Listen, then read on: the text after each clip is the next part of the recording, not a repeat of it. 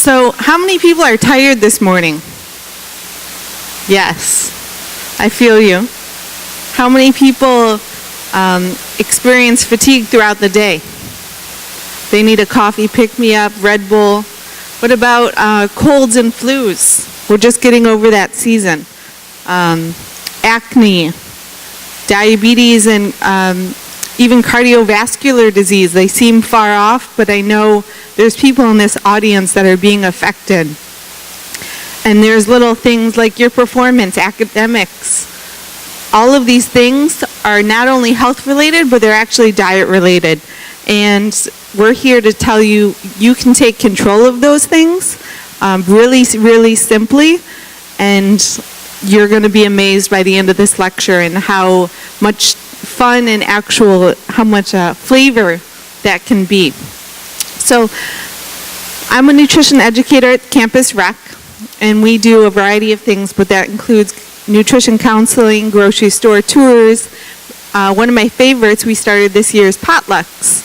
So we have a community potluck every other Friday, and that's a chance for you guys to come together and enjoy some really good food and just socialize, and there's no expectations. But I have two sign-up sheets I'm going to pass around. One is for our office hours. We have free 30-minute consultations for students, staff, and faculty. My office hours are Monday and Wednesday from 10 a.m. to 3 p.m. If you're interested, you could sign up on the office hour sign-up sheet. If that time doesn't work for you, then feel free to email me and we can arrange something else. I also have a newsletter sign-up sheet, so you can sign up and you'll get updates about events we have happening on campus, food and health related, as well as special offers we're offering and healthy recipes, all plant-based and McDougall style. So without further ado, I'm going to bring on our speaker. This gentleman is a remarkable person and doctor, and I've had the privilege of working with him for 3 years now. I came down from Seattle where I did a master's in nutrition. I came down just to be with his program and to be making a difference in people's lives.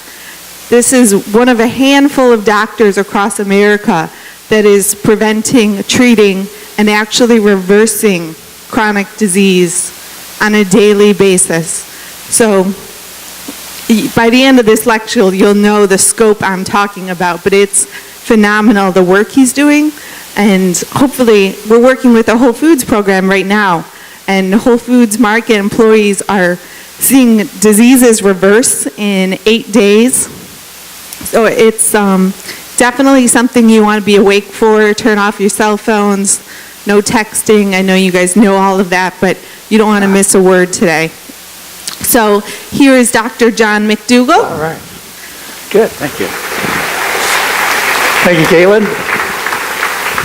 A nice introduction. Thank you very much, and thanks for helping us out. Hi.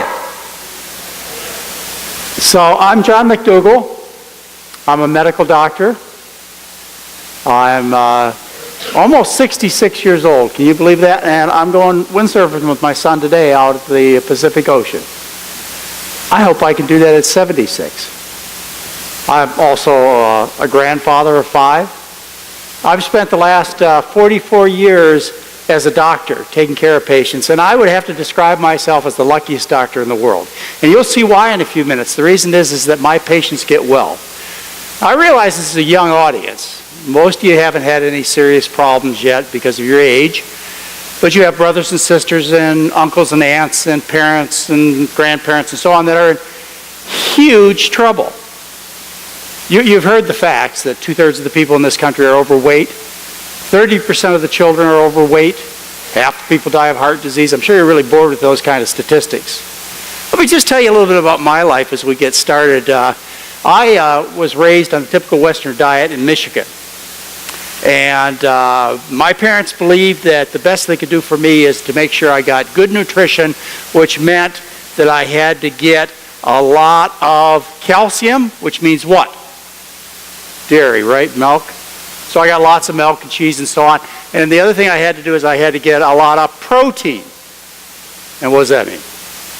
Eggs and bacon and chicken and so on. And we didn't even know about omega-3 fats, but if they told me I had to get omega-3 fats, what would they be talking about? Fish, sure.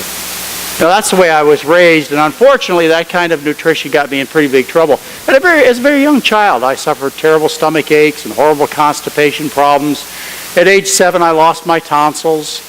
When I was young and in class, I was the last one at the pack when we were out running in the playground.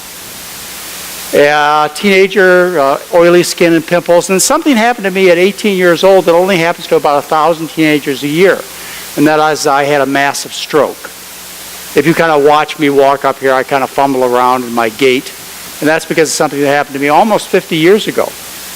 At 22, my mother called me fat. You know you're fat when your mother calls you fat.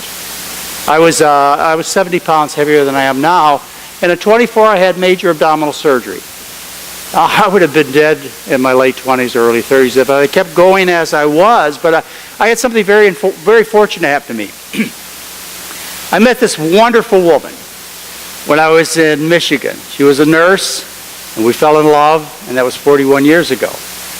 And we wanted to escape Michigan. California was a good choice, but we decided to go a little further, and we went to Hawaii.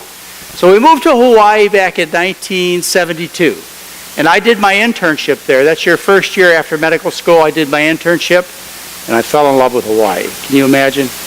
And I didn't want to leave. And so what we decided to do is to stay in Hawaii, and I got a job. I got a job on the Big Island of Hawaii. You know, that's where Hilo is, you know, the big volcanoes, the Big Island. I got a job in 1973 as a sugar plantation doctor.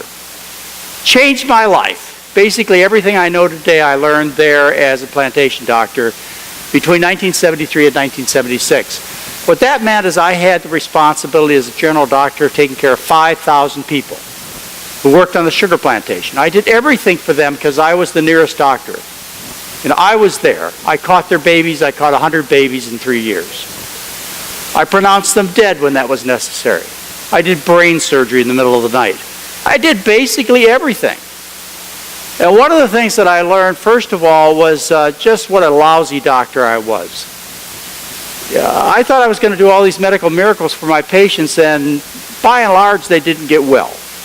Oh, I helped them when I dealt with problems like lacerations and broken bones and infections. When I dealt with their chronic problems, like their obesity and their blood pressure, and their bowel problems and things like that, I did terrible. And that didn't seem right to me because I knew what good doctors are supposed to do. You probably don't relate to these names, but I'll throw them out anyways. I was raised in a time when a good doctor was somebody like Ben Casey, Marcus Welby, or Dr. Kildare. You don't know who these people are. But they were famous TV doctors. And I was supposed to perform just like them. And my patients did horrible. I took credit. I thought I was a lousy doctor. After all, I spent a good share of that internship, that first year after medical school, playing in the waves and watching the fish, and maybe I just didn't learn how to be a good doctor. That's what I thought. Well, after 3 years, I went back into training to become a board-certified internist, which is a specialist in adult medicine. But let's go back to that plantation for a minute. This is where I learned everything about good nutrition was as a plantation doctor taking care of my patients, 5,000 patients. I was in a unique situation. I was taking care of people who ate differently. I was taking care of first, second, third, fourth generation Filipinos, Chinese, Japanese, and Koreans. First generation, they were raised in the Philippines, Japan, China.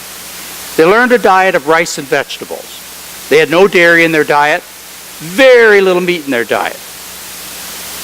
They came to Hawaii to have a better life. When they moved, they kept their basic diet of rice and vegetables, this first generation did. Their children, the second generation, they became more influenced by the Western diet. The third generation was fully Americanized. Now, what I saw right in front of my eyes in my medical practice was something you can observe too, and I'll help you with this observation over the next few minutes. I observed my first generation Filipinos, Japanese, Chinese, and Koreans were always trim. No fat ones at all, period. Never had heart disease or multiple sclerosis or rheumatoid arthritis or any of the problems that your parents or uncles and aunts have. Never. The kids got a little fatter and a little sicker as they abandoned their traditional diet of rice and vegetables with very little meat and no dairy. The kids got a little fatter and a little sicker, and the third generation was just as fat and just as sick as everybody you deal with in this community. So I knew right then and there it wasn't genetics. I knew it wasn't bad luck. I knew it wasn't the way they worked on the plantation, because the working on the plantation had been the same for the past 100 years. It was the food. And that's what we're going to talk about, is the food. And what I hope to do in the next few minutes is to open your eyes about nutrition. And it's going to be different than you've ever heard before, but if I accomplish my goals as a speaker, then you will see this. It will be absolutely obvious to you why people are fat and sick all around you and how to fix the problem. Starch. Starch has healed thousands of my patients. The name of my new book is called The Starch Solution.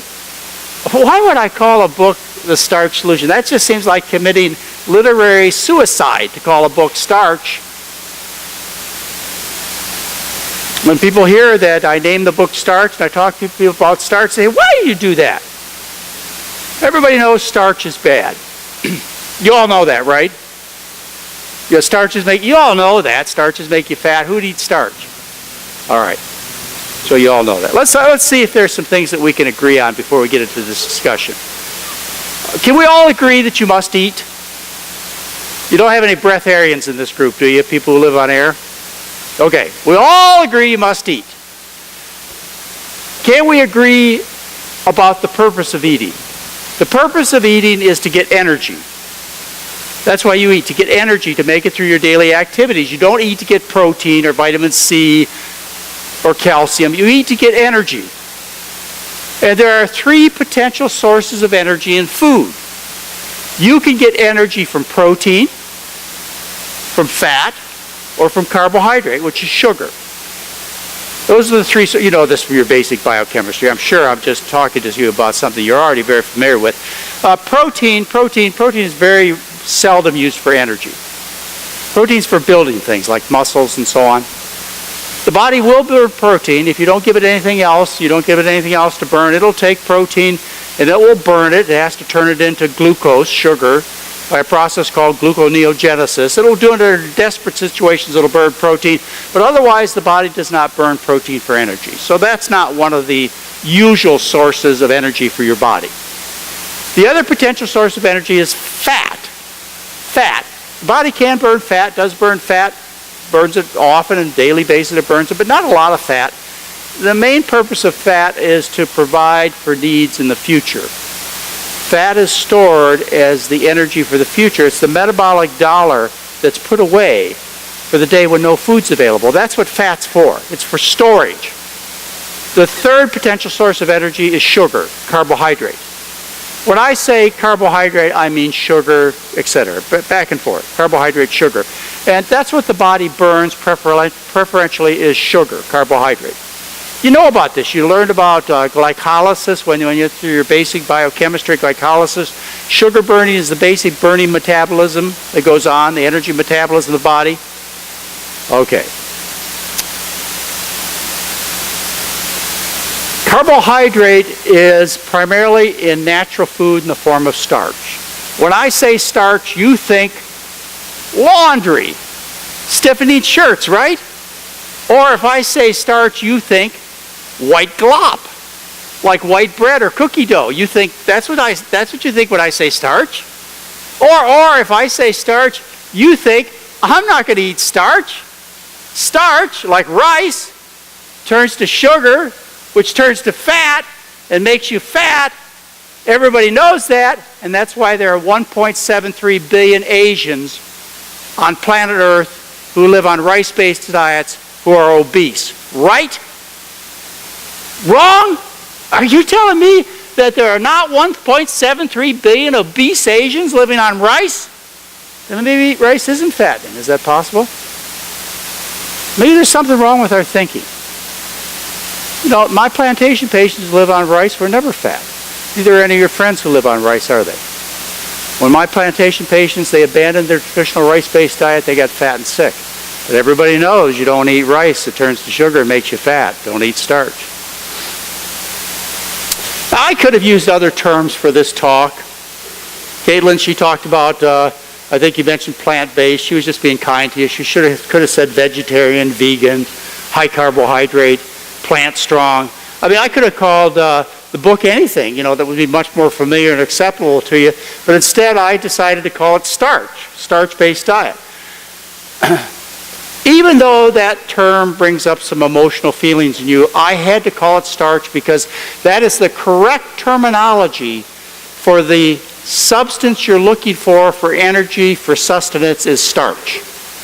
That's the correct word. So I could either change the wording or I could teach you the truth. If you are a scientist and you do research on starch, either for commercial purposes or food purposes, you publish your scientific data in a journal called Starch. That's the name of the journal. Starch is the correct terminology for the sugars that I want you to eat. So we're going to call it starch. You're going to learn, not learn a new word today, but you're going to learn new meanings to this word today. Where does sugar come from? Where does sugar originally come from? It comes from plants. Plants make sugar. Only plants make sugar. The way they make sugar is they take carbon dioxide from the air, they take water from the ground, they take energy from the sun, and a process called photosynthesis creates sugar. Why do the plants make sugar? Well, they make it for their own needs, to run their own machinery, to stay alive. And what the plants do with the sugar that they make is they take some of that sugar and they store it in their plant parts, like in their roots, and their stems, and their seeds. They store it in their plant parts so that they can make it through a long winter, and then when spring comes, they can rejuvenate and become a new plant. They can germinate, they can sprout. That's why plants make sugar. No animal makes sugar. No animal makes sugar. There are only two animal foods that I know that contain sugar. Those are milk and honey. But cows don't make sugar. Where do they get the sugar from? From the grass they eat. They store it in their milk. And bees, they don't make sugar. Where do they get the sugar from? From the pollen in the plants, and they put it in the honey. So when we say sugar, when we say carbohydrate, when we say starch, we're talking about plants. Animals do not have this particular energy source that you need to survive in good health. Sugar. Let's take basic glucose. It's a 5-chain sugar with an extra carbon attached to it, 5-carbon chain. So you have one sugar molecule here, and that's glucose. That's what the plants make.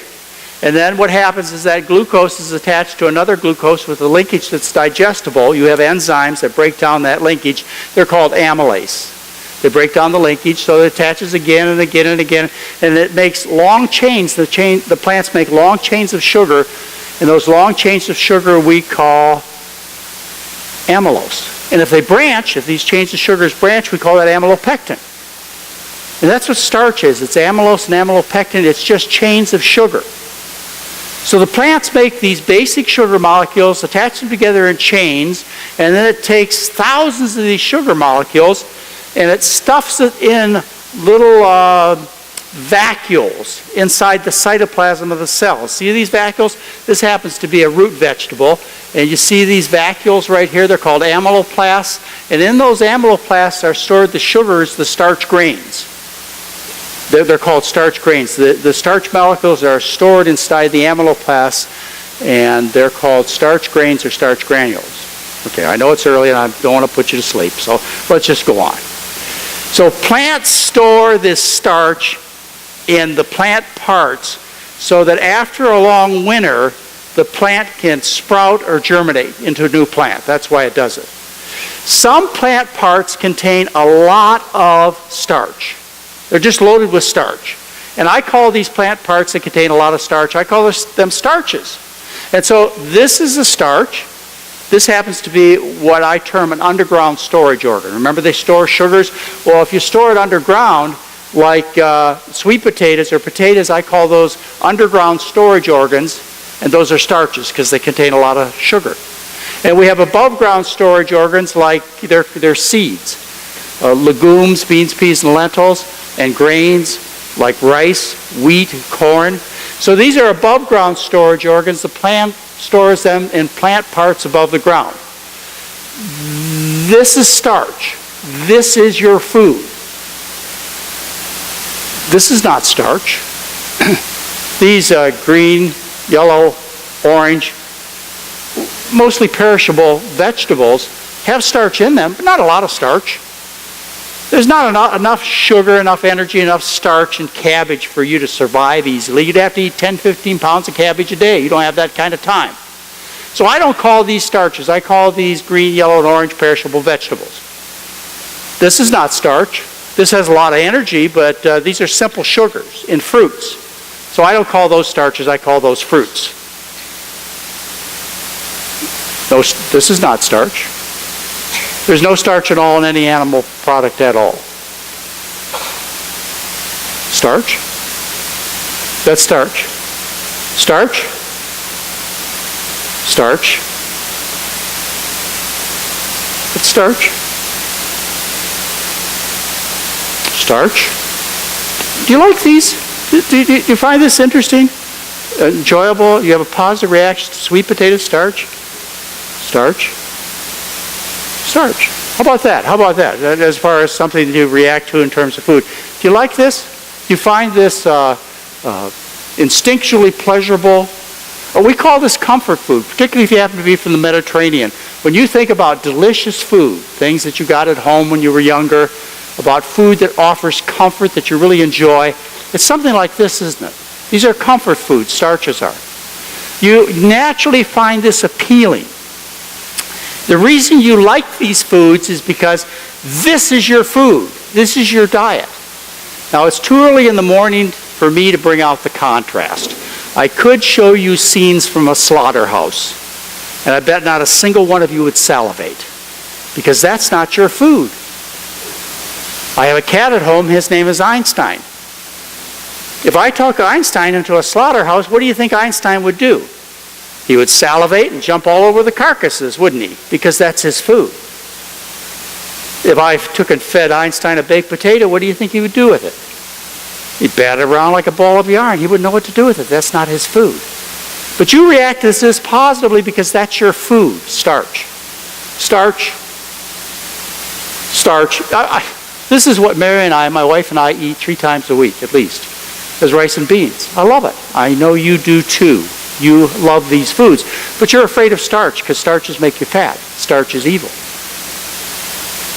You are naturally a starch seeker. Remember the tip of your tongue when you took biology. The tip of the tongue tastes with pleasure 2 substances, and that's salt and sugar. Only one of those substances provides calories. Only one of those senses looks for calories, and that's the sweet-tasting taste bud on the tip of your tongue. Physiologically, anatomically, you are designed as a sugar seeker, which is starch. Now, my cat Einstein, if you looked at his tongue, you'd find no sweet-tasting taste buds on Einstein's tongue. You would find taste buds that are attracted to amino acids and protein, because Einstein is a carnivore. He's designed to eat meat, and so everything about him is designed to catch and consume meat. But your tongue tastes sugar with pleasure. There's no protein-tasting taste buds on the tip of your tongue. Starches are clean. Probably most of you know that fat is not good for you. One of the mantras I'd like you to repeat over and over again is the fat you eat is the fat you wear. And starches are low in fat. They contain 1 to 8% of their calories as fat. They have virtually no cholesterol at all, and they're clean. Clean. Starches don't have problems with infection with microbes. Prions, parasites, bacteria, viruses. They don't have a problem of being infected with microbes that threaten your life. Whereas animal foods grow organisms, bacteria, parasites, prions, viruses. They grow organisms that can easily transfer to you because you're an animal, right?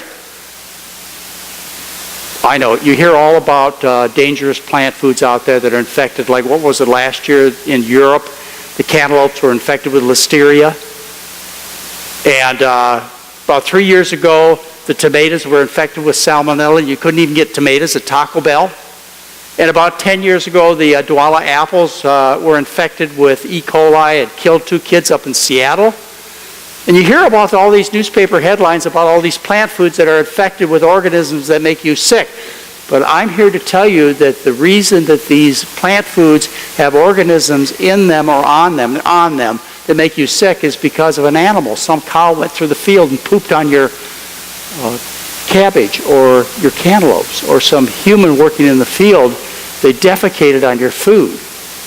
These organisms that threaten you, that you read about in the paper, that may be on cantaloupes, tomatoes, etc., really came from an animal. And you're an animal, so you can catch these organisms, but you can't catch plant-based diseases. None of you have friends with tobacco mosaic virus. None of you have friends with Dutch elm disease. None of you in this audience suffer from aphids. Because the kingdoms are so different, the plant and the animal kingdom, you cannot cross these kingdoms in terms of infection problems. So starches are innately clean in terms of infectious organisms. They're also clean in terms of pesticides and other chemicals, because these chemicals are fat soluble and they're sucked up into the food chain.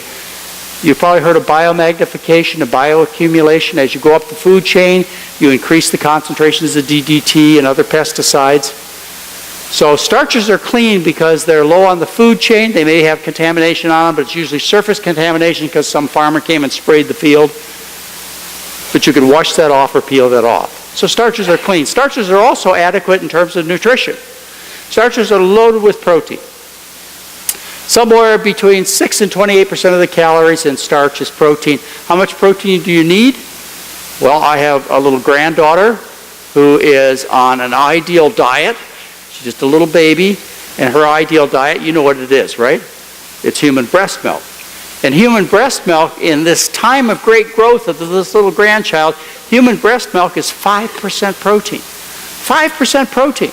Starches are 6 to 28% protein at a time in life when you usually are not growing, or shouldn't be growing. So they're loaded with protein. They have a proper array of vitamins and minerals. They're loaded with carbohydrate, dietary fiber. Dietary fiber is only present in plants. They're comfort foods. How adequate are starches? I can tell you about several experiments. Let me tell you about one experiment that was published in 1928. It was done on a woman who was 28 years old and a man who was 25. These were marathon, triathlon runners. And what they did is they housed this man and woman in a situation where they could control everything they ate. And all they fed them for 6 months was potatoes and water. Marathon, triathlon runners. Well, what they had to do, because these were such active people, is they had to add oil to the diet. Oil brought in no vitamins, no minerals, no protein. It just brought in oil calories. And even with the addition of the oil, the potatoes provide all the nutritional needs for these people, and they were in excellent health at the end of 6 months. In fact, you can look up the paper. Some of you have your computer right now. You can go to Google, and you can put in Kahn, K-O-N, who happens to be the author, and you can put in all potato diet, and they will tell you about this particular study. You read the whole thing. It's a PDF on Google, and you read it, and what you find are a couple of interesting statements towards the end. One is they did not tire of the all-potato diet. They had no desire for change. I can relate to this. I remember growing up in the Midwest. My favorite dish was a great big plate of mashed potatoes, corn and peas and a brown gravy. The brown gravy back then wasn't very healthy, but still these days that's one of my favorite meals. Big plate of mashed potatoes, peas and corn, and Mary makes a really healthy brown gravy. So I can understand why they did not tire of an all-potato diet. And the second thing you'll find at the end of this article is that they were in excellent health eating potatoes alone.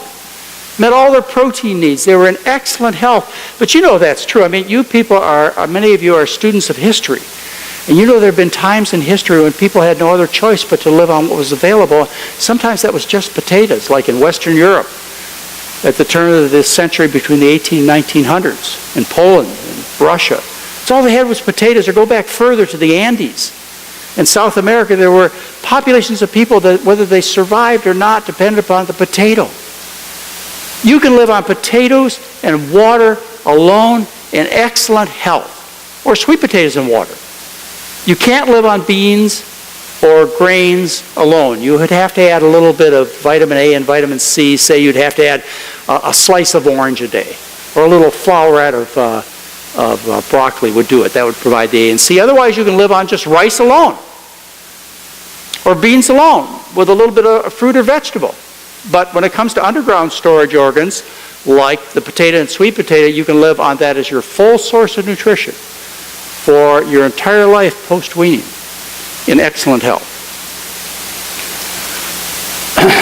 All right.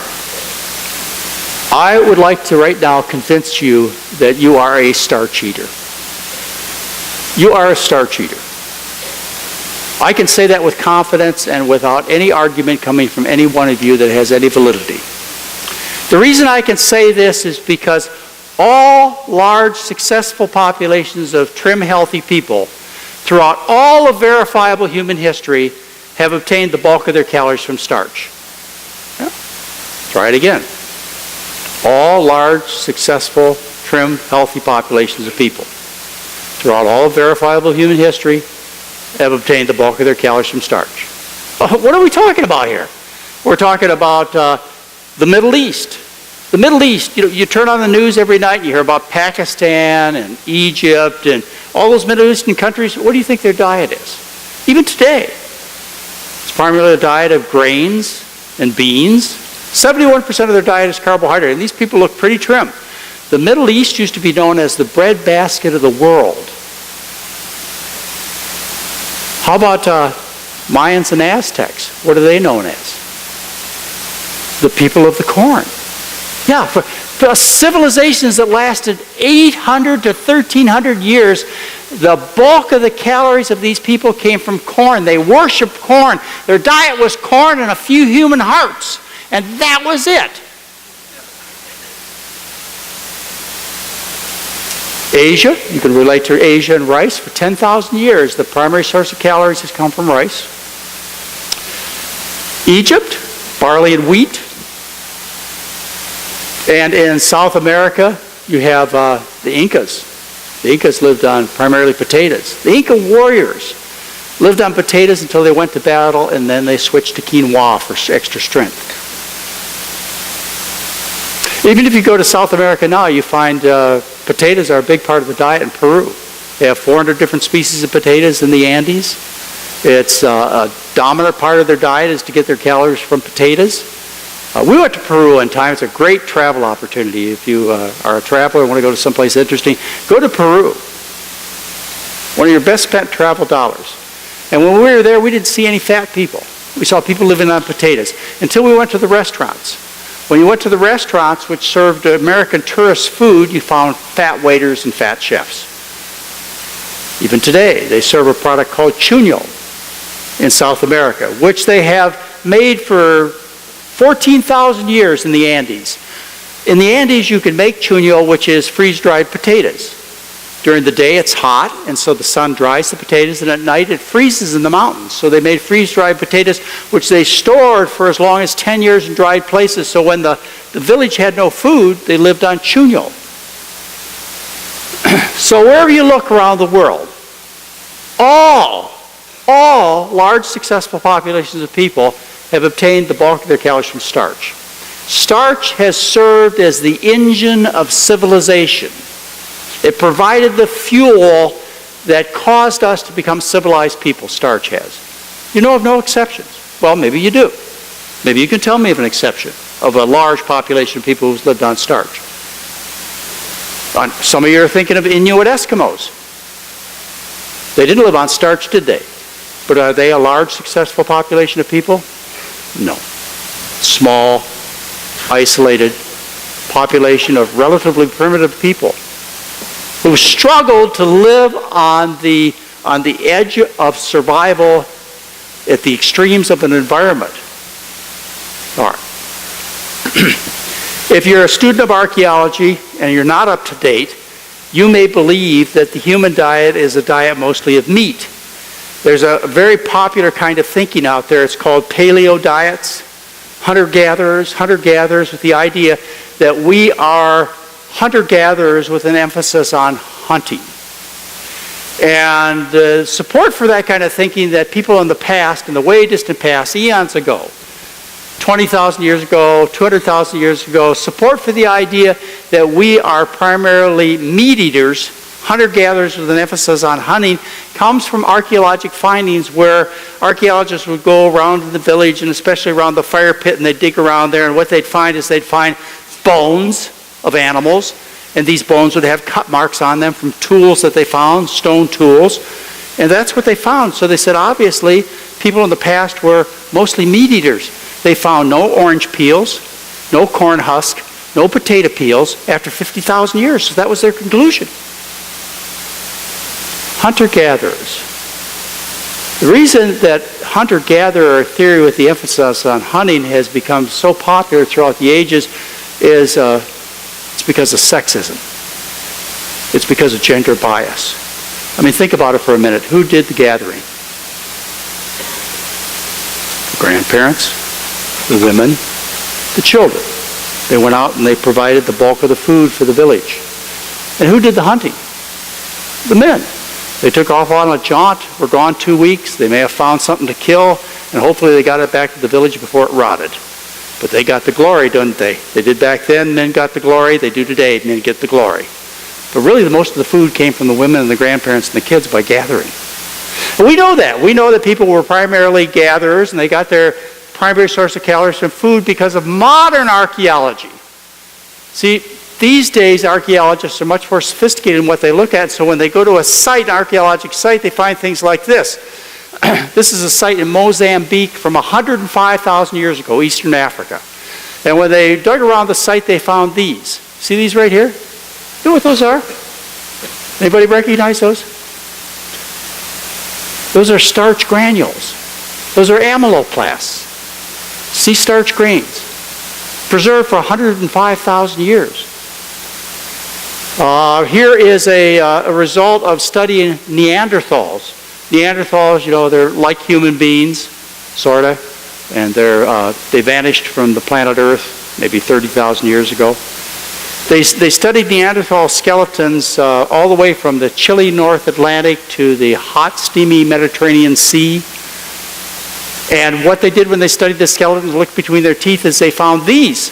They found these between the teeth of the Neanderthals 44,000 years ago. You recognize these. These are starch granules. And actually, if you compare them to starch granules that are cooked, you see that not only did Neanderthals live on starch, but they lived on cooked starch 44,000 years ago. And that's what the science says. I am not cherry-picking the literature for you. That's what the science says about early people. Or this particular finding, which was published a couple of years ago, it was titled, when you read it on the internet, the subject of the internet article was the end of the paleo diet. Because this proves that the paleo theory is complete nonsense. The paleo diet that some of you are following, especially you who are into CrossFit and all kinds of other popular diets, you're into paleo with the idea that you need to eat 55% of your diet as animals. And they justify that based upon archaeology. But it's untrue. What they say is untrue. It's scientifically incorrect. And they know this. All right, so this particular finding, this is from 3 sites in Western Europe, Czechoslovakia, Italy, and Russia. 3 sites. They dug around, looked at the tools, and what they found is they found these. Right here. You recognize them now. Starch granules. And they declared that the early people 30,000 years ago, they depended upon starch for their food. This is one place where we have organic material preserved in large amounts. This is in South America, 150 miles south of Santiago, Chile. They have a site there that's covered with peat bog, and so it preserved the organic material, and they found evidence of potato eating from 14,000 years ago. They found 44 different kinds of edible plants. 22 different kinds of medicinal plants at this grave site.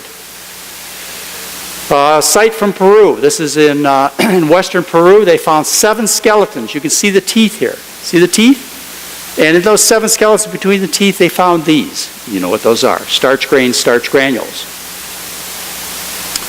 Thanks to global warming, we're discovering all kinds of new things as the glaciers melt away. Like in northern Italy in the Alps. This man, the Iceman, Ortez, the Iceman, who lived 5,000 years ago, was discovered. And he was estimated to be about almost 50 years old. When they discovered this man, they found an axe and bow and arrow, and they looked in his gut and they found some meat. But when they analyzed his hair or bone, you can look at the mineral structure, you can tell what the long-term diet of somebody has been based upon the zinc, strontium, calcium. But based upon the mineral content, you can tell what people have eaten for a long-term period of time. And they declared the Iceman was vegan.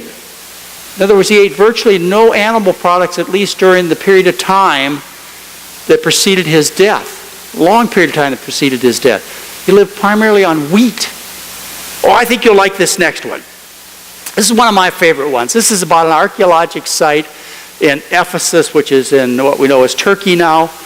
They found this burial plot, 200 square foot burial plot. And as they were digging in this burial plot, the first thing they noticed is they noticed the tools of the 60 people buried there. The tools were shields and tridents and swords. And they found trident holes in these people's heads. And all these people were men. And so quickly they understood that these were gladiators. They found a burial site of gladiators, 60 gladiators. What they did next is they analyzed the bones of the gladiators to tell what their long-term diet was, and what they determined was the gladiators' diet was essentially vegan. Plants, that's what they ate. Virtually no meat at all.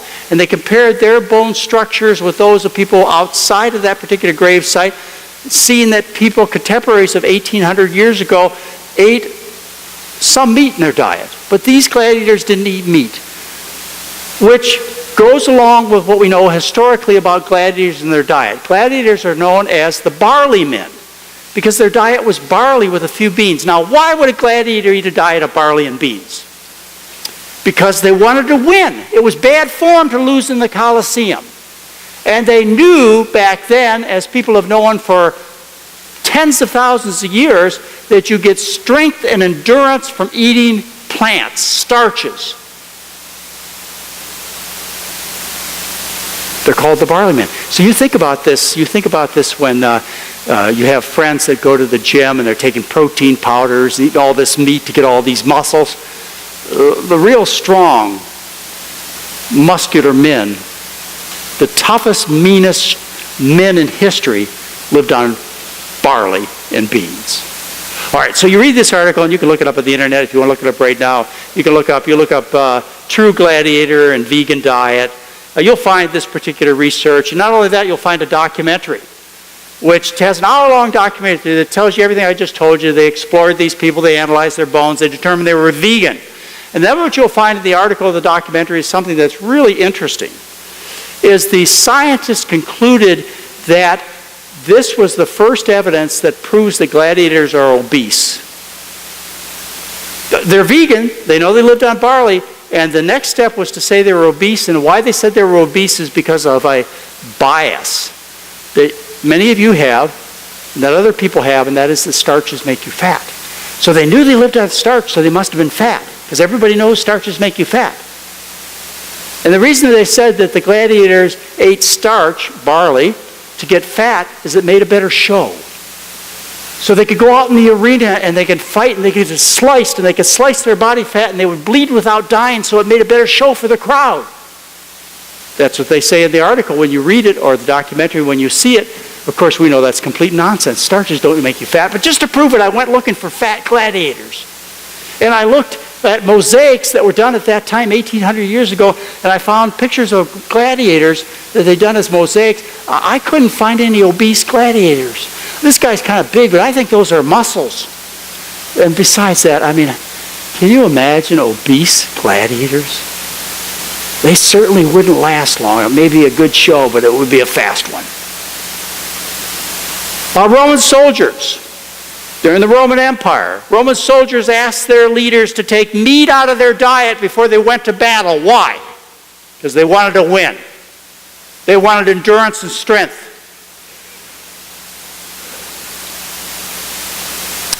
Conquests of the entire world, known world, were accomplished twice in human history. And in both circumstances, the armies were fueled by starch. And those are the armies of Alexander the Great and the armies of Genghis Khan. Conquered the known world on armies that lived on starch. Today, what do your winners eat? What do your winning athletes eat here at Sonoma State University or in the Olympics? They eat carbohydrate. They carbohydrate load. Since 1968, all of the long-distance Olympic winners in running events have come from Ethiopia and Kenya, and you know what they eat? Starch. Corn. Excuse me, if you want to be a winner, what you do is you properly fuel yourself with starch. All right, let's see. Let's talk about the disease problems for a minute. I think hopefully by now I've got a few of you convinced that starches aren't fattening.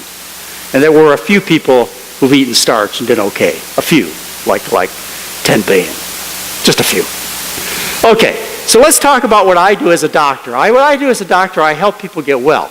I take fat, sick people like your mom and dad and grandma and grandpa and uncles and aunts. I take them and I get them well. And here's how I do it. We were at a restaurant a few years back. In fact, my son Craig, who's a medical doctor, is sitting right here. He's a board-certified internist, works in Portland at Kaiser. Craig and I and my wife Mary, we were at a restaurant in Hawaii. It was called John Dominus. I don't know whether Craig remembers this or not, but I'll never forget it. We're sitting at the table at John Dominus, which is a great restaurant in Honolulu, Hawaii. And this woman came up to us with a camera and she said, "I'd like to take your family's picture. It'll be $10. I said, "No, thanks. I don't want my family's picture taken." But I said, "You see that family sitting over there? That family right there? You see that family sitting over there?" I said, "Will you take their picture for me?" And she did. She came back and sold it for me for $10. This is a family of first and second generation Japanese people. They're speaking Japanese. They're eating mostly rice and vegetable dishes. And I said, "That was cool. I wonder if I could do that again." So she sold me the picture for $10. And then I said to her, "You see that family over there? Will you go take a picture of that family for me? Those are also Japanese people. Go take that picture of that family for me." This family was speaking pidgin English. These are Japanese people too. Same genetic material. What happened? What happened to the people from the first and second generation to the third and fourth generation? Did they catch a virus? Did their genes change? Did their DNA change? Is that what happened? What happened is they stopped eating rice. That's what happened. And they got fat and sick. Now let's just be frank. I want to tell you why people are sick in this country. And we're talking about almost everybody over the age of 30. Over the age of 30, more than 2/3 of people are fat.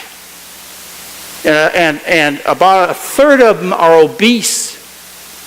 Over the age of 50 in this country, more than half the people are on medication for dietary diseases. More than half will flunk tests like cholesterol and blood pressure. Almost everybody you know over the age of 30 is sick. I'm going to tell you why. It's because of the American diet. It's a diet of kings and queens. We eat the richest diet ever known to humankind. But let's talk about that civilization for a minute. I had a couple of minutes, so let me just divert for a minute. I told you that starch was the fuel that served as the engines for civilization. Civilization. I mean, that's why we're here now. That's why we have this beautiful auditorium, because of civilization. Because of our ability to diversify. This is how I imagine things used to be. Is many years ago, maybe it was 105,000 years ago, maybe it was 200,000 years ago, maybe it was 12,000 years ago, maybe 24,000 years ago.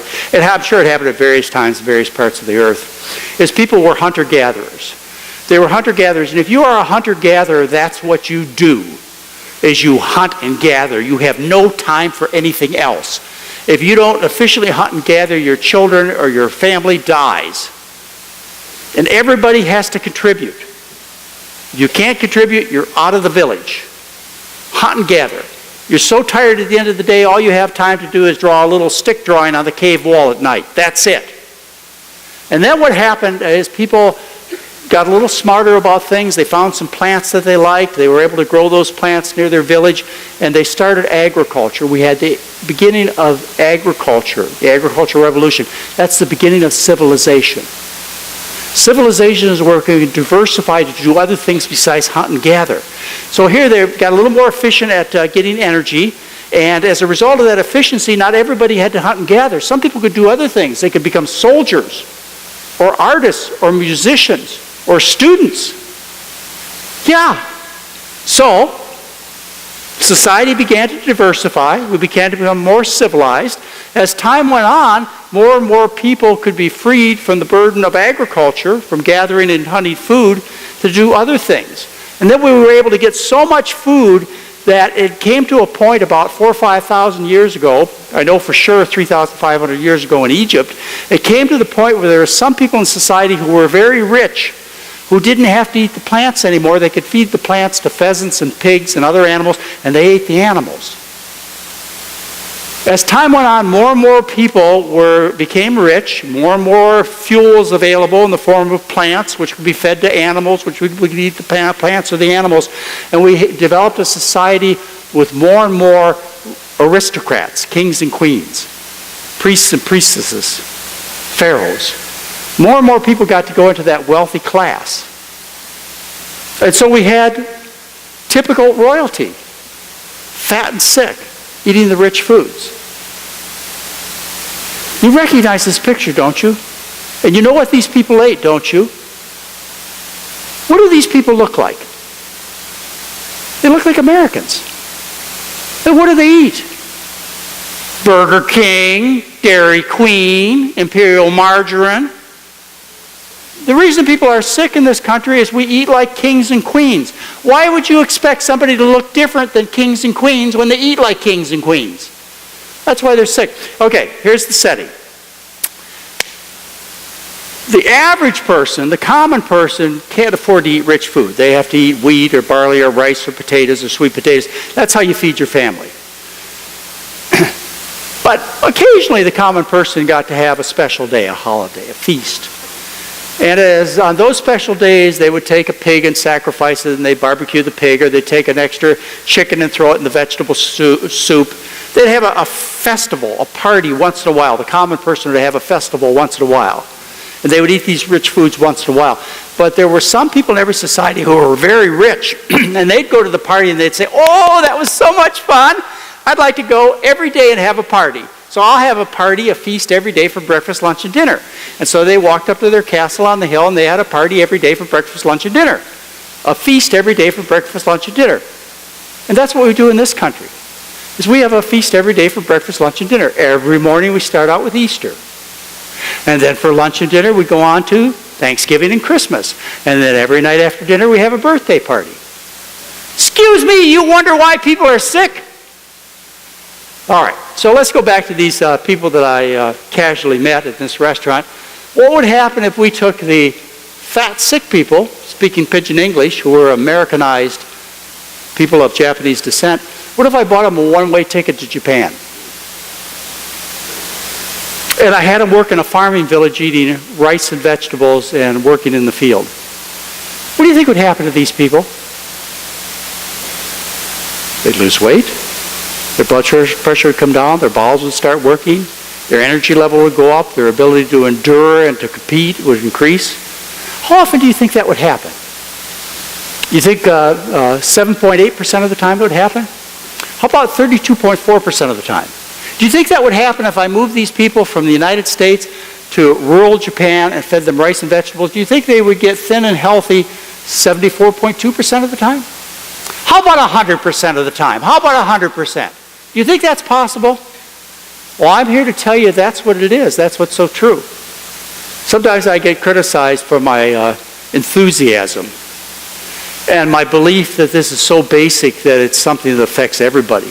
And I'll have sometimes a group of doctors, not as large and as handsome as this audience, but I'll have a group of doctors that are sitting out there and they're saying to me, "Hey, McDougall, you can't really expect everybody to get better after you take them off the food of kings and queens and you put them on a starch-based diet. You can't expect everybody to get better." And I'll look at my doctor colleagues and I'll say to them, How many people do you know that quit smoking who fail to get better?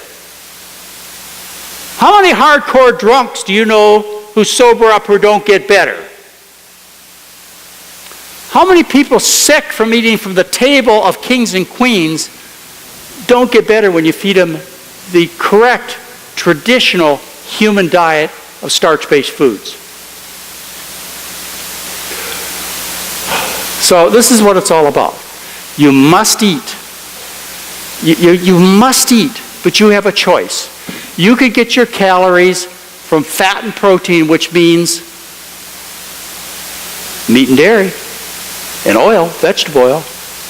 That's what fat and protein is. It's meat, dairy, and olive oil, corn oil, etc. You can get your calories from that source, or you can get your calories from carbohydrate, sugar, which is starch. It's up to you, depending on how you and your family want to live. You can either live strong and trim and healthy, or you can live fat and sick and greasy like kings and queens. Your choice. Of course, there's other implications of this too, which we might get into, and there's this whole thing about saving planet Earth. You might be interested in that, especially since you're young. I'm going to die before climate change buries this planet, but you're not, and nor are your kids. You might think about the fact that the major contributor to global warming and to planetary destruction is the livestock industry. We can get into that later. And some of you might even be concerned about animal rights. I know that's a very sensitive thing to be worried about those little cows and lammies and so on. But that may be your issue too. I'm not here to talk about that. I'm a doctor. I'm just talking about people. So that's all you have to do. You just change your source of calories. Is it an all or nothing thing? No. Do you have to become vegan? No. But what you do need is you need to get the bulk of your calories from starch if you want the health and appearance you deserve. That's the only way you can get it. The only way you can get well is to fix the problem. The problem's the food. Now, if I were going to tell you, I was going to tell you, look, you have to give up meat and dairy. And somebody's told you that before. I know they've told you that. You've got to give up meat and dairy. You think to yourself, I'm going to starve to death. It's like asking me to stop breathing or stop drinking water. It's virtually impossible. I'm going to starve to death. Well, that's not what we're talking about. What we're talking about is switching to a better source of energy. So this is the typical Western diet, lots of meat and dairy and a little bit of starch. Usually it's greasy French fries and a few vegetables and fruits. What you do for the starch solution is you just make, say, 70% of your diet starch. Rice, corn, potatoes, beans, peas, and lentils. Some fruits and vegetables. Water as a beverage. Have turkey on Thanksgiving. Hey, a couple of weeks ago, it was Easter. That's when you eat eggs. And on Valentine's Day, you have chocolate. But if you do that every day, 3 times a day, you're going to be fat and sick. And that's what Americans do. And that's why we're in trouble. All right, spontaneous healing. This is something that naturally occurs in the body. I, as a doctor, take advantage of the fact that the body spontaneously heals when you stop making it sick with the burden of all this rich food. I run a program, you recognize this, I'm sure all of you do. I run a program at the Flamingo Resort. I've been doing that for over 10 years, and prior to that, I ran my program for 16 years at St. Helena Hospital in the Napa Valley, where I take people with all kinds of problems. I've cared for more than 5,000 people over the last 27 years in live-in situations. I have a lot of experience doing this. We feed them starch-based meals. We exercise them a little bit. I'm not a big one on exercise. That's okay. No meditation. We do no meditation at the program. We give medical care. We have doctors like my son, Dr. Craig McDougall. He's taking care of patients right now at the program. We're taking care of Whole Foods employees. So we have a whole bunch of people from around the country from Whole Foods that are with us here in Santa Rosa right now. And why does Whole Foods do this? Because sick employees are expensive employees. And we've shown, and their data has proved, that we cut their health care costs by making their employees healthy. That's why they do it. They like their employees too, but they want to make money. And this program I run at the Flamingo Resort right here in town, I can run in any town, in any city in the world. I can set it up in 72 hours. It's really easy to do. These are results that we're about to publish. This is on nearly 1,700 people that I've taken care of over the last 10 years. Nobody's excluded in this data. Everybody's included. The situation at the clinic, if you came over, and I'd invite you all over, but you might come, so I'm not going to do that, and I don't have room for you. But we have a great program there where we serve buffet-style meals. So people go through a buffet line, they get to eat as much as they want, they can come back and eat 2 or 3 times, it doesn't matter. In fact, we encourage them to eat as much food as they possibly can. We had lasagna the first night, we had bean burritos the second night. For lunch we had pizza. Last night we had tofu tacos. We have had bean soup, minestrone soup, pea soup. Today at lunch we're going to miss lunch because Craig and I are going to go windsurfing out on the Pacific Coast together.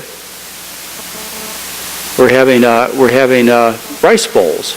Oh, so good. I really think if it doesn't blow, Craig, we're going to need to go for lunch. I just love that dish. Anyway, they get to eat as much as they want, as often as they want, and in 7 days, the results of nearly 1,700 people is the average weight loss in women is 3.1 pounds. Force feeding them, men is 3.6 pounds. In other words, our average weight loss in our people eat as much as they want of delicious food is a half a pound a day. Yeah. And that continues until people reach term body weight. A little slower rate maybe sometimes, a little faster rate sometimes, but about a half a pound a day it corrects. We take care of people with high cholesterol. Our average drop in cholesterol in 7 days without any medication changes is nearly 23 milligrams per deciliter. You can't do that with Lipitor. Our drops in cholesterol are greatest for those with highest cholesterol. For example, people who start with really high cholesterol, 260 to 300, the average drop in cholesterol is nearly 45 points in 7 days. These are typical people who follow our diet. You know those weight loss commercials you see on TV for Jenny Craig or Weight Watchers? They tell you this is the best case example, don't expect these results. Well, I'm here to tell you, expect these results. This is what you're going to get if you make these kind of dietary changes. Now, I realize there's probably nobody in the audience who needs to lose as much weight as the people that I'm going to show you, or nobody in this audience is as sick as some of the people I'm going to show you. But I'm going to show you what happens to people when they do something very simple, which is just change their source of food. Just change the source of calories. These are long-term results, 10 years. This guy, over 150 pounds. Just didn't cut down on the amount he ate, just changed what he ate. 20 years ago. This is what she looks like. Notice in these people that I'm showing you, not only are they trimmer, but they're younger and healthier looking. They're more attractive. They look healthy. Health is attractive. This lady went to Costa Rica with us. Wouldn't go because she couldn't go on the treetop trip, through the canopy on the cables at the weight she was. She finally lost the weight and she went to Costa Rica with us. We run 2 trips a year. They're called McDougall Adventure Trips. Take people to Hawaii, Costa Rica, Panama, all kinds of places. They travel with us because it's easy to get the right food when you travel with us. So we take somewhere between 80 and 150 people twice a year to an adventure trip. This lady, over 10 years ago, she changed her diet, dropped her cholesterol. There's another lady, just recently changed her diet about 5 years ago, lost 100 pounds. This is typical. This is what you should expect. It always happens. Always. This guy I took care of 30 years ago, lost 250 pounds, maintained the weight all that time. This guy used to be the CFO in Wisconsin. He controlled the finances of the state of Wisconsin. Got sick. Couldn't walk upstairs because the chest pain was so bad. He was 58 years old. Went to the store, bought one of my books about 20 years ago. That's what happened to him. Got off all his medication. This lady has rheumatoid arthritis. Very sick. Couldn't walk across the room. Changed her diet. Our rheumatoid patients, probably 70% of them are cured with a dietary change. Here's a young lady your age. She's actually your age. She's in the Bay Area. She's a college student in the Bay Area. And about 3 years ago, she got sick with rheumatoid arthritis. That's terrible inflammatory arthritis. She couldn't even walk behind her mom and keep up. She was so sick. And her mom contacted me, changed her diet, completely free of rheumatoid arthritis, just like you. She goes to class, carries her books, no pain, lovely woman. She's about your age. Here's a guy who's diabetic. He was running for the mayor of East Coast City. You can see a picture of him. And he checks his blood sugar very carefully, started our diet. His blood sugar went from 350 to 100. And that's what happened to him 90 days later. And here's how he looks now. It always happens. This lady has MS. We do a study right now, we just finished it last month. I do a study with Oregon Health and Science University, the medical school in Portland, where we treat two people with multiple sclerosis, a deadly, debilitating disease where your neurologic system is destroyed. And we started taking care of them with my diet about 3 years ago, and we just finished the study last month, and we're starting to publish the results of treating multiple sclerosis. This lady had terrible MS. She couldn't even get up. She was so sick. And she changed her diet, and her MS went away. This is her MRI scan. It just shows that the MS stopped. Well, this lady's an attorney. He used to work for Jerry Brown. He worked for the Attorney General, Jerry Brown. Of course, Jerry Brown's our governor now. And he had terrible heart disease and flunked his heart stress tests. Had a cholesterol that was very high. It was 294 milligrams per deciliter. Changed his diet. Blood pressure became normal. Diabetes went away. Cholesterol dropped over 150 points. He's out kayaking on the bay now. That's what he's doing. How often does this happen? This lady is a triathlon winner. I met her almost 35 years ago when she was diagnosed with breast cancer. She was one of my first breast cancer patients in a trial we did, which we published on the dietary treatment of breast cancer. She's alive and well today. She had metastatic breast cancer in her bones and lungs and so on, alive and well today. Has won her 1,000th gold medal in running. She's almost 80 years old now. Well, this is one of our newest cancer patients. This lady we took care of starting a couple of years ago. You notice any difference? She has cancer all throughout her entire body. But she looks to me not just thinner, but younger and more attractive. All right, so what you do to fix these problems, I'm just a simple country doctor. What you do to fix the problems is you correct the cause of the problem. The cause of people's sickness is what? It's the food. People are sick because of the food. And if you fix the food, you change them from a fat and protein-based diet to a starch-based diet to get well. That's all you do. I mean, maybe it's too simple. We tried to do this twice in history. Most of you aren't old enough to remember this. The science is so solid, so overwhelming, that twice in history, our government tried to fix us, Americans. Once was when the U.S. Dietary Goals was published, headed by George McGovern in 1977. Look it up on the internet sometime. U.S. Dietary Goals, a multi-page document where they reviewed the scientific evidence, and they basically said people in this country got heart disease and obesity and high blood pressure and diabetes because of eating meat and dairy. And we need to change this to a more starch-based diet. That's what they said in the Dietary Goals in 1977. But before the year was out, the meat and dairy industry with their lobbying and their money came in and changed the Dietary Goals, and it was done. And then C. Everett Koop, who just died a couple of months ago. You know C. Everett Koop, our Surgeon General? One of the most famous the most famous Surgeon General, certainly in my lifetime.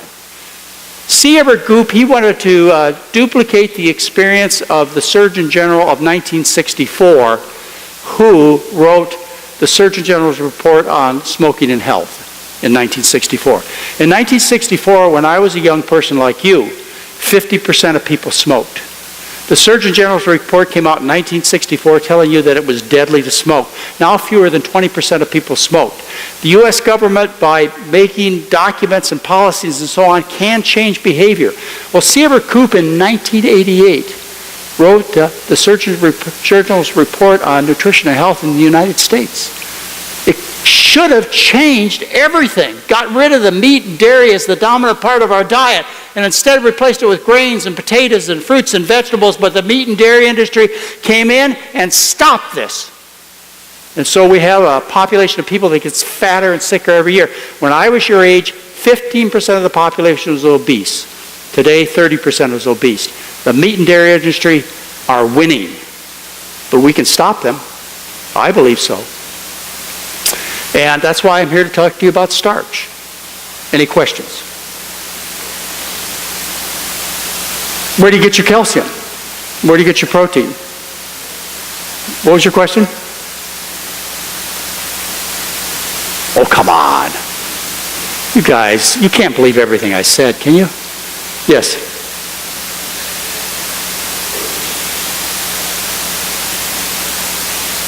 Can you just speak a little bit louder?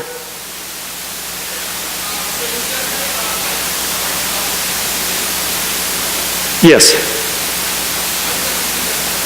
How does that work? Because you remove the source of repeated injury. That's how it works. I know it sounds really simple, but let me explain it because it's a great question. What would happen if you drop a bowling ball on your foot and you broke all the bones in the foot? As long as you stop dropping bowling balls on your foot, what do you think would happen? It would heal, right? The bones would get back together. Would you have to do anything special to cause them to heal? Like would you have to go to church an extra day of the week? Or would you have to carry around a good luck charm? Or put a little salve on it? Or throw fairy powder over your shoulder? No, it just heals spontaneously, doesn't it, if you just stop the repeated injury. The body heals spontaneously. Like, for example, if you were a cigarette smoker and you were coughing and wheezing. If you quit smoking, what would happen? The body would spontaneously heal because you stopped the repeated injury. So these diseases are due to repeated injury of the knife and fork shoveling cholesterol and fat and other toxins into the system. The body's always trying to heal, but once you stop that chronic poisoning, what happens is the body heals.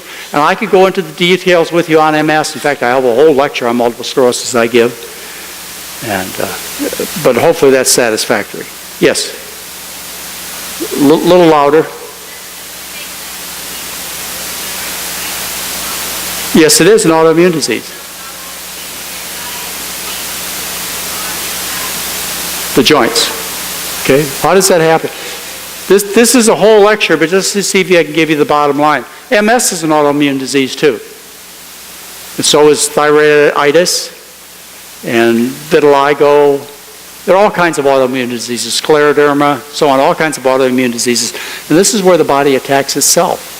Why does the body attack itself? Well, in the case of rheumatoid arthritis, the research was published in the New England Journal of Medicine that was so convincing in 1992. What they discovered was, that was on type 1 diabetes, but it came from that particular research. What they discovered is this, is when you eat animal foods, in particular dairy products, the dairy protein goes into the gut. In most people, the gut is intact, and the dairy protein doesn't get through the gut wall to the bloodstream. But some people have a leaky gut. Their intestine has been damaged, so the dairy protein gets into the bloodstream. The body recognizes this cow protein as being foreign, so it makes antibodies against this foreign protein. Those antibodies, they cross-react with our own tissues. We have antigens, or proteins, in our body which look just like the amino acid sequences, the proteins that are in the dairy foods. The process is called molecular mimicry. You can look it up right now on your computer. Molecular mimicry, you can look up dairy and arthritis, and you'll find the research on this. So what happens is dairy protein, which is foreign, gets into the bloodstream. The body makes antibodies to this dairy protein, to a certain sequence of amino acids. Those same amino acids are present on the joint membranes, the synovial membranes, and the body, in its effort to attack those dairy proteins, attacks the joints. And so you'll find multiple studies. I can show you 30 different papers. 30 papers that show if you take people with inflammatory rheumatoid arthritis and lupus and other similar, these are published in the best medical journals. This is in the Lancet, the British Medical Journal, Archives of Rheumatology, Arthritis and Rheumatism, American Journal of Clinical Nutrition. I can show you these. In fact, you just go to my website. You go to my website, you look under Hot Topics, Arthritis, and you find an article that's titled Diet, Only Hope for Arthritis. You'll find 28 papers there that show this. That you take people with inflammatory rheumatoid arthritis, you put them on a healthy diet, and it clears up in 40 to 100% of the cases. Published in the scientific literature. Now you say, well, why don't I know that? Why don't I know this? Why isn't my doctor teaching me this? Well, where's the money? Where's the money? Now, it's not that your doctor's trying to hurt you, it's just your doctor doesn't receive this information because there's no money behind it. What does your doctor hear about in terms of treating rheumatoid arthritis?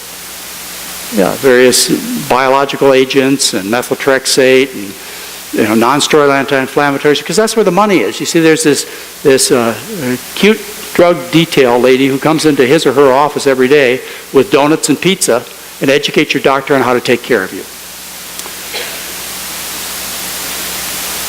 Oh, we got a couple more minutes. Any other questions? Yes, and all the way to the back, but you'll have to speak loud for me.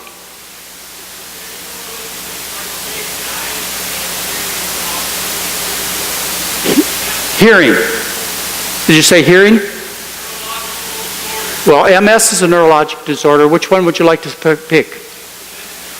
Okay, dementia and Alzheimer's. Is that what you want me to specifically talk about, dementia and Alzheimer's? Okay. Dementia is a broad category of loss of neurologic function. And it has all kinds of causes. It can be caused by little strokes. And the relationship between diet and strokes, do I need to go into that? Diet and heart disease. So little strokes can give it. Alzheimer's disease is a common form of dementia. Alzheimer's disease was described by Louis Alzheimer in the early 1900s. And he described the first case of it.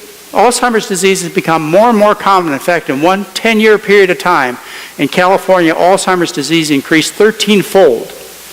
The way we discovered what causes Alzheimer's disease was about 60 years ago. Doctors, scientists took people who had Alzheimer's disease, and after they died, of course, they ground up their brains, and they compared them to ground up brains of people who, say, had a stroke, and they looked for the differences. What they found is those who had Alzheimer's disease had a very high level of aluminum in the ground up brains. And then what they did is they looked around the world and they saw where Alzheimer's was common and where it was rare. And what they found is if you looked at the aluminum content of drinking water, it correlated very strongly with the incidence of Alzheimer's. The way it was proved is this, is doctors looked at patients with Alzheimer's disease under a microscope. You look at their brain and they have a characteristic lesion. It's called senile plaques. And when you see senile plaques, you know you have Alzheimer's disease. It's a pathognomonic lesion. In other words, you see the pathology, you name the disease. That's how close it is. So the electron microscope came along, and they started dissecting these senile plaques, and they found that they had a central core of aluminum silicate. You cannot have the senile plaque without the aluminum silicate. You can't have Alzheimer's without the senile plaque. Alzheimer's is due to chronic aluminum poisoning in susceptible people. Multiple sclerosis is an autoimmune disease where the body attacks the neuron sheaths, the myelin sheaths. Just like we talked about with the rheumatoid arthritis or type 1 diabetes. Dairy protein, in particular, dairy is probably the most common culprit. Dairy proteins gets in the body makes antibodies against the dairy protein. Those antibodies, they cross-react with similar proteins on the myelin sheath of the nervous system and destroy the nervous system. That's how you get MS. Okay, where do you get your calcium? I know you're thinking that. Where do you get your calcium? Why do you worry about calcium? If I say calcium, what do you say? Dairy, right? Why do you say that? What do you say? It's because the dairy industry has done something called marketing and used a technique called unique positioning. And over the last 80 years, they have made calcium synonymous with cheese and milk. That's what they've done. You know, that's what industry does. It's not like there's a conspiracy out there or somebody's trying to hurt you and your family. What a company does is it looks at its product and finds something really special about its product, and that's what it advertises. For example, with automobiles, they advertise that this car gets 48 miles per gallon. They don't tell you about the fact that it's so tiny and flimsy that if you get in an auto accident, you're pretty likely to die. They don't put that in their ad. They put the one thing that they want you to know about. It's called unique positioning. So dairy has a lot of calcium. So that's why you know about dairy and calcium, because it's one quality of dairy that has been marketed intensively with billions of dollars over the last 80 years. Okay, just as I started this conversation. If I say protein, you say meat. Why? If I say omega-3s, you say fish. Why? It's because of unique positioning. It's because of marketing. But what you need to know is there is no such thing as dietary calcium deficiency. No person on planet Earth throughout all of history has ever developed a disease called calcium deficiency based upon any normal diet. With or without dairy. Never a case of calcium deficiency. You also need to know that protein deficiency is impossible to occur based upon any natural diet. There's no such thing. How many friends do you have with calcium deficiency? How many friends with protein deficiency? How many friends with omega-3 fatty acid deficiency? It doesn't occur. These are non-problems, but they are advertised heavily to you to sell you the product because of unique positioning. You have no friends with deficiency problems. Likewise, I don't recommend supplements because you have no friends with scurvy. You have no friends with beriberi. You have no friends with pellagra. So why would I advertise vitamins and mineral supplements?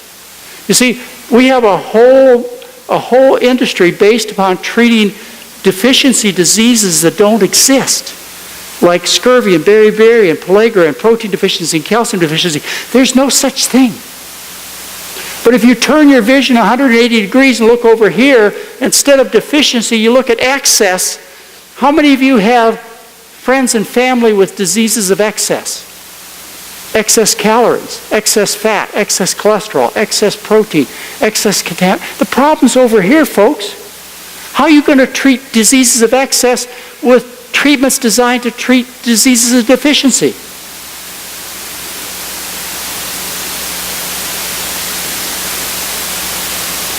Caitlin.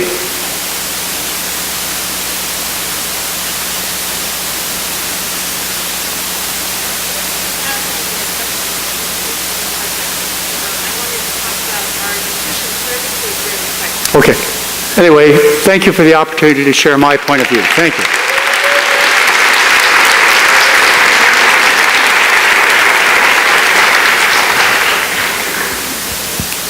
Thank you, Dr. McDougall. And you guys can see why he's had such an impact on my life. And someone asked about autoimmune disease. I've actually reversed my autoimmune disease in 2 years. I am no longer on a medication that my doctor told me I had to take for the rest of my life. And so when I help hit his program, I'm a female and I cry, but the last day of the program, I'm always in tears because I see people no longer have to be on their medications that they thought they had to be on for the rest of their lives. And not just one medication. We're talking about people that come in with 10 medications, 15 medications. And these are your parents, your grandparents. People are dying every day in your family. And I see students come in and they're dealing with this, and people are coming in and they're 25 years old now and they have diabetes and they have to be on a medication for the rest of their life. Is that something you want for you, for your kids? They're talking about putting high blood pressure medication in the McDonald's burgers, putting it right by the salt shaker so you're not coming across these diseases and everything. Sorry, but it's a very emotional topic, and it may seem like it doesn't matter to you, but it does. And I know you guys know it does. So please, if you have any more questions, you can contact us. It's a serious topic, and obviously I'm emotional, but it's also really fun because the cure is food. So the food's the cause, but it's also the treatment, and it's really, really fun to cook these great meals and just share good community and have health. And like Dr. McDougall's doing is going to sailing. So in good health, you can live long, healthy lives and have really good quality lives rather than being on, a deathbed for the last 20 years. So I just want to thank you, and you signed up on the email list and everything, but there's more information out back if you're interested.